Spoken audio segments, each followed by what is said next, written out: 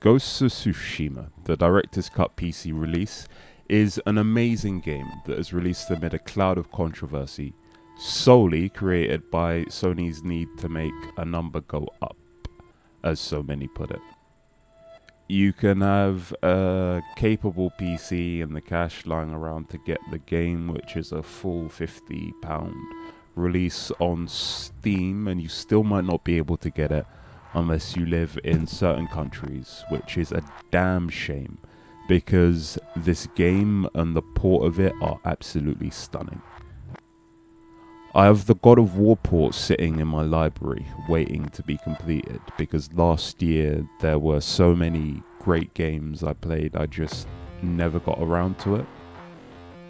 And I felt that the game really deserved my full attention and a proper completion of the story so I could absorb it all. I ran through Spider-Man pretty quickly over a couple of weeks, and after waiting years in hope that the game would be released on PC, its announcement had me overjoyed. As my cousin had said, it's one of the best games of Sony's wonder years. The years where Sony's PS4 library of exclusives made Sony edge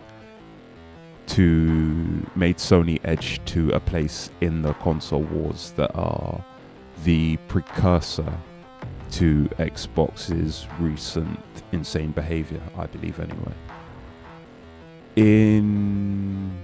I'm not an expert on the gaming industry. I mess about with Unreal and I spend way too much of my time gaming not to consider myself to be a pretty hardcore gamer. One of the things I've become very aware of over the past few years is that there are hardworking developers behind every one of these amazing experiences we get to play. Now, I'm sure the developers at Sucker Punch have made a shitload on the initial Sony release of Ghost of Tsushima, but with all of the drama surrounding it specifically coming from an issue created by Sony, I just hope that people who have access to a PlayStation Network and a gaming PC don't miss out on this amazing experience. It puts a real shadow on what should have been an amazing release, as the port is pretty flawless, with all the visual improvements that you'd expect. It includes the multiplayer mode, which will no doubt suffer because of the issues I mentioned earlier, and all the fixes and improvements made to the game and gameplay for the Director's Cut edition. Since its release a few days ago, I've struggled to turn away from this game. The world building from the initial scene where you're introduced to the main character in an epic, gritty battle where your uncle is captured is incredible. The character animation and performances by voice actors are on point, and that coupled with some very beautiful scenery, especially notable being the lighting and fog effects in the early scenes.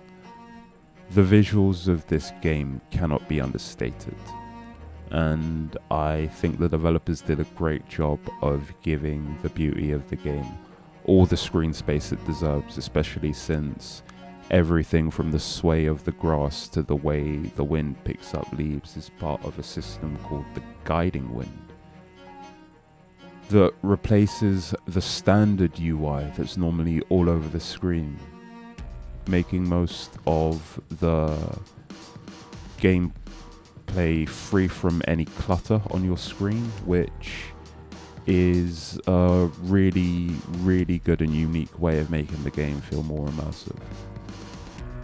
What I'm absolutely in love with is the game's combat.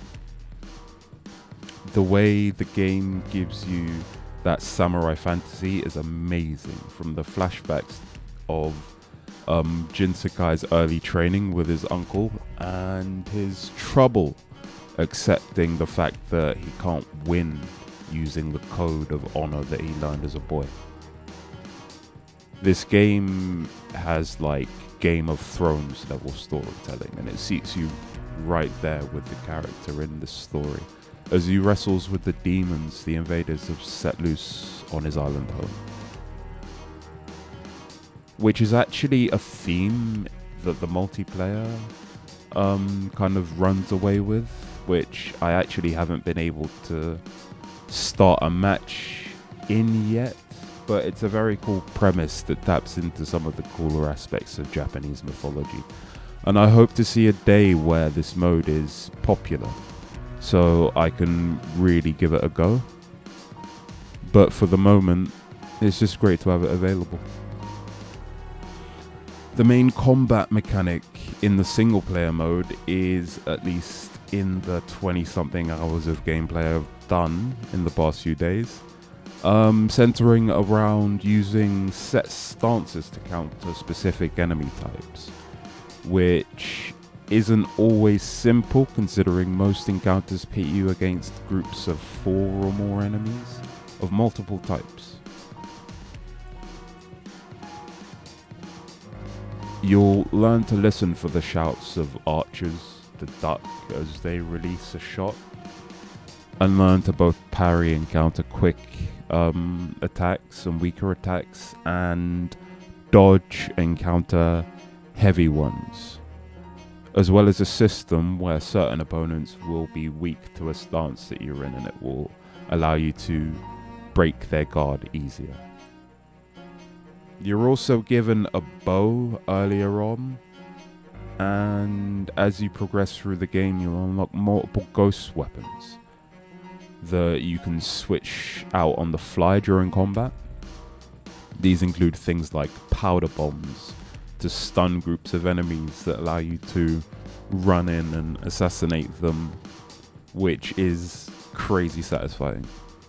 You can use kunai to a similar effect, and a smoke bomb to blind enemies within a specific area for some time, allowing you to move in and out of the smoke unseen like a ninja.